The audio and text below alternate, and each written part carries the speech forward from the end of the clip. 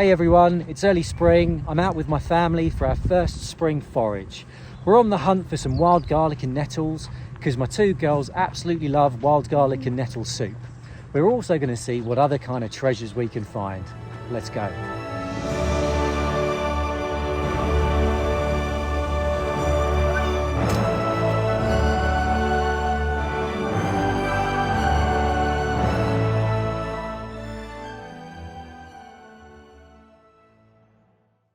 It feels like it's been raining for weeks in the UK.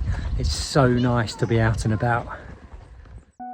Don't be fooled by this little guy. It's not a strawberry plant, but a barren strawberry.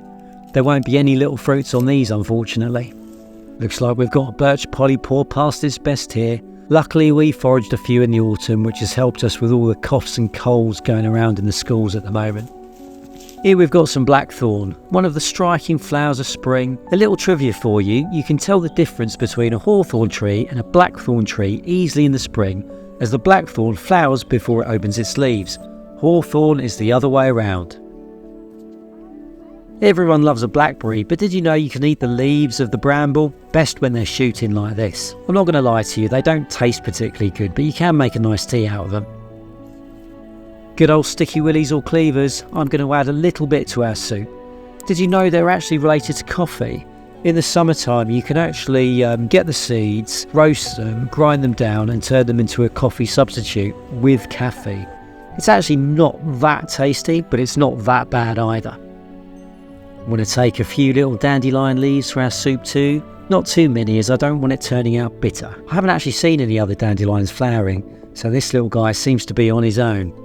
I'm not harvesting dead nettle today, but if you're not familiar with it, run it between your fingers and give it a sniff. Smells quite medicinal to me.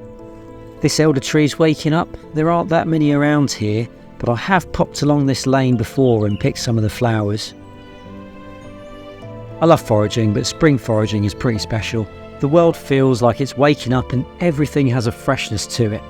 I also love roping the kids into getting stuck in and enjoying themselves, and learning about the various trees, plants and fungi around us. I didn't grow up knowing much at all about our natural surroundings. It's something that I've embraced in my adult life, so I'm really hoping to give these guys the head start that I didn't have.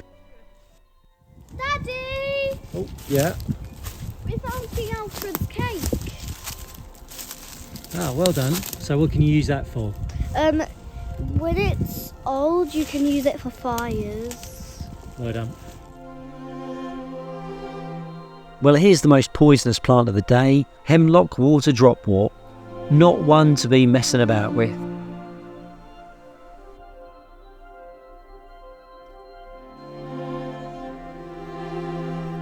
If you like wasabi, you'll like eating the leaves of this little lady smock. I personally love just admiring the little flowers. So can you remember one of the ways to tell the difference between a hawthorn and a blackthorn tree in the spring?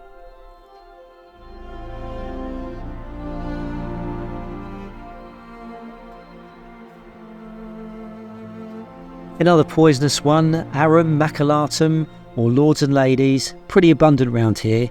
Now you don't want to eat those because they're toxic too, so look but don't eat. Nettles are so underused, an absolute powerhouse of nutrition in these little stingers. I made a video about some of their uses last year. I'll link that in if you're at all interested. But one thing to take away from this video is eat more nettles. I was going to show off about how not to get stung, but I'm going to have to go and find myself some plantain, I think. Plantain is such an amazing little antihistamine-packed plant. The kids know it well and know how to sort out their insect bites or nettle stings with it. It loves a gravel path if you're ever in need of it. You can either just mush it up between your fingers or give it a chew and stick it on your bites or stings. This one is well worth remembering. One thing I haven't come across yet are jelly ears. I absolutely love them in my stir fries and things. Girls aren't too keen, but I'm hoping to find some. One of my favourite on-the-go little snacks, sorrel. The taste is very similar to wood sorrel if you know that. Tangy, a bit like apple peel, the kids love it too. This one doesn't really make it into the basket. It's more of a snack on you go type plant. That's it. Yeah.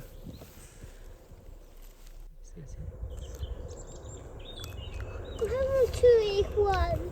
Good and sour. I want to eat one. There you go.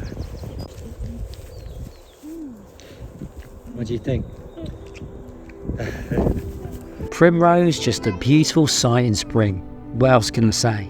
Well, I suppose I could say that primrose flowers are edible and have been used to decorate salads and desserts for a very long time. They're also a symbol of new beginnings and eternal love, probably because they're one of the first flowers in the spring.